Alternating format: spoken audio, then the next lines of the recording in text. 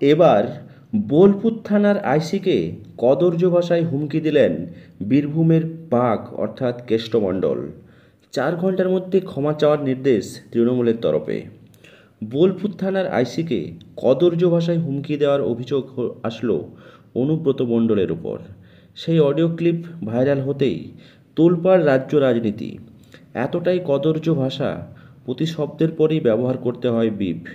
দায়িত্বপ্রাপ্ত পুলিশ অফিসারকে কোয়ার্টার থেকে মারতে মারতে বের করে আনার হুমকি দেন সেই নেতা। নিজের ফোনে দাবি করেন তিনি অনুব্রত মণ্ডল। সেই অডিও সোশ্যাল মিডিয়ায় পোস্ট করেন বিজেপি নেতা সুকান্ত মজুমদার। এই অডিও সামনে আসতেই অস্বস্তিতে পড়ে তার দল। সঙ্গে সঙ্গে নেওয়া হয় কড়া পদক্ষেপ। সুকান্ত মজুমদারের অডিও শুনেই অভিযোগ করেন একজন পুলিশের অফিসারের সঙ্গে কদর্য ভাষায় কথা বলেছে বীরভূমের প্রভাবশালী নেতা। তিনি প্রশ্ন তুলেছেন, এই কথোপকথন প্রকাশ্যে আসার পরেই প্রভাবশালী কিভাবে প্রভাবে থাকে।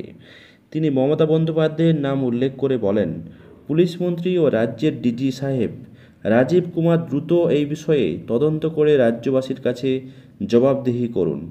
তৃণমূলের নেতাদের কাছে পুলিশ সুরক্ষিত না হলে সাধারণ মানুষের কী অবস্থা। তৃণমূলের তরফে বলা হয়েছে আগামী 4 ঘন্টার মধ্যে যেন অনুব্রত মণ্ডল নিঃশর্ত ক্ষমা চান। কোনো পুলিশ আধিকারিকের প্রতি এই ধরনের মন্তব্য সমর্থন করে না দল, জানালো তৃণমূল।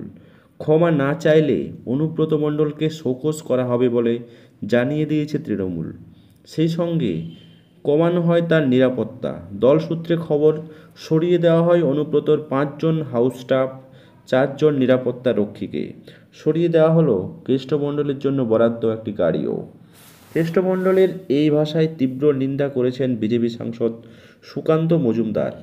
যে ভাষায় তিনি ওই পুলিশ আধিকারিক ও তার বাড়ির মহিলাদের অপমান করেছেন তার কড়া নিন্দা করেন কেন্দ্রীয় মন্ত্রী। ফেসবুক পোস্ট করে তিনি লেখেন, এই ভাইরাল হওয়া ফোনালাপটি শুনলেই স্পষ্ট হয়ে যায় রাজ্যের দুর্দমনীয় এবং দুর্দান্ত প্রতাপ মুখ্যমন্ত্রীর স্নেহের চাদরের তলায় কীভাবে ভয়াবহ সমাজবিরোধী ত্রাসের সযত্নে সুরক্ষিত রয়েছে। বীরভূমের ছাল ছাড়ানো বাঘ, যার কিনা মাঝে মাঝেই ব্রেনে অক্সিজেনের ঘাটতি তৈরি হয়, তিনি একজন পুলিশ আধিকারিকের সঙ্গে ঠিক কী ভাষায় কথা বলেছেন। দর্শক, আপনারা অনেকেই এই ভিডিওটি শুনেছেন। আপনাদের এই বীরভূমের বাঘ প্রসঙ্গে, এই ধরনের মন্তব্য প্রসঙ্গে কী অভিমত, অবশ্যই কমেন্ট বক্সে কমেন্ট করবেন।